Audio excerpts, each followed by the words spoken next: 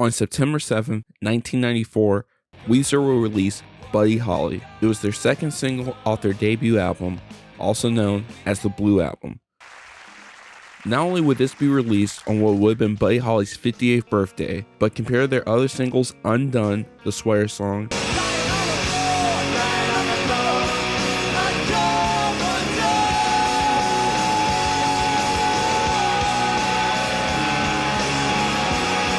and Say It Ain't So,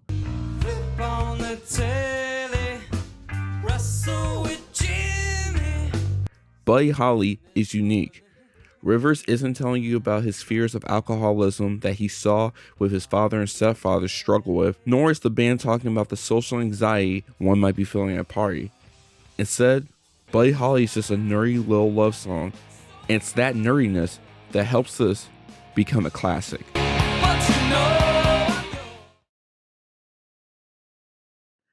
By 1994, the tone for music was starting to change. After Nirvana would release Smells Like Teen Spirit off their 1991 album Nevermind, the music that the majority of people wanted to listen to was grunge. But within 3 years, the majority had started to become tired of the sound, mainly due to the sheer heaviness of it all. 1994 was also a year where Kurt Cobain, the frontman of Nirvana and looked to as the voice of a generation, would pass away by suicide at the age of 27. Weezer wasn't next in terms of becoming the band, but they were able to offer some deep subject matter, but in a way where the music could still leave you feeling uplifted. For the most part, the album is pretty lighthearted, and Buddy Holly is the shining example of that. The song starts with Rivers asking the simple question. The actual reason was, at the time, Rivers' friends were making fun of him and his then girlfriend. The song also features one of Rivers' best singing performances, with every note being crisp and with a genuine feeling. Don't you ever fear, I'm always near. I know that you need help. The hook also features two people who would call back to nostalgia. Ooh, I look just like Buddy Holly. Oh, and you'll marry Tyler Moore. Buddy Holly, the man for who the song is named after, and Mary Tyler Moore. Buddy Holly was one of the pioneers of rock and roll in the 1950s. Holly had started his career in 1955 and only performed for 4 years before he would tragically die along with Richie Valens and the Big Bopper, and was now known as the day the music died. Mary Tyler Moore was one of the most famous women of the 1970s, with a career that spanned into the decades, including the 90s. The music features Rivers and Brian Bell's guitars turned up loud with poppy chords that would make anyone move.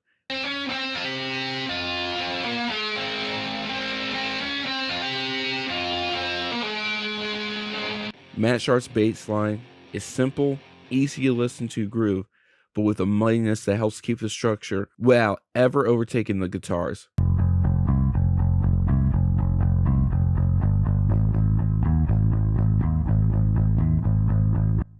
The licks and interlude are some of the best in Weezer's history.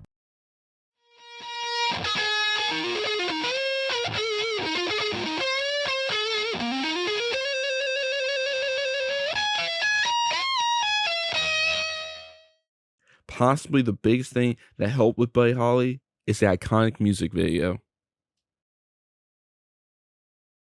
Directed by Spike Jonze, the Buddy Holly music video has Weezer performing at Arnold's Drive-In from the show Happy Days. This is the third idea that Jonze had pitched to the band. With the band not liking the first two, Weezer had agreed to do it, but Matt Sharp said to Spike, "I don't think you'll be able to pull it off." Happy Days is filmed before a live audience. Yes, ladies and gentlemen. This video has clips from Happy Days spliced with the band performing as well. They would use doubles to have the main characters and Fonzie dancing to Weezer's performance. This video became an MTV staple and was one of the best music videos of the 90s. So much so that won Best Alternative Video, Breakthrough Video, Best Direction, and Best Editing at the 1995 MTV Music Video Awards. The video was so good, in fact, Rivers Cuomo would say he had doubts if people really liked the song for the music or they liked it for the video.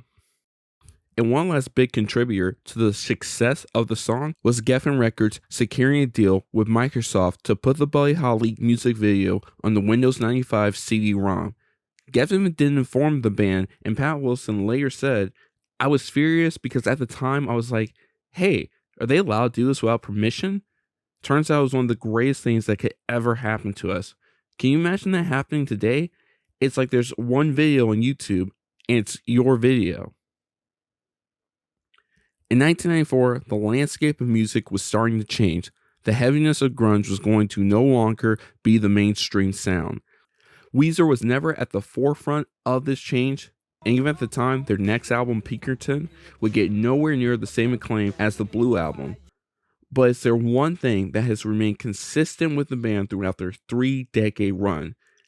They have never shied away from the nerdiness that has helped them to remain endearing to their fans. In 1994, with a great video paired with, Weezer was able to captivate audiences, showing just how uncool they are.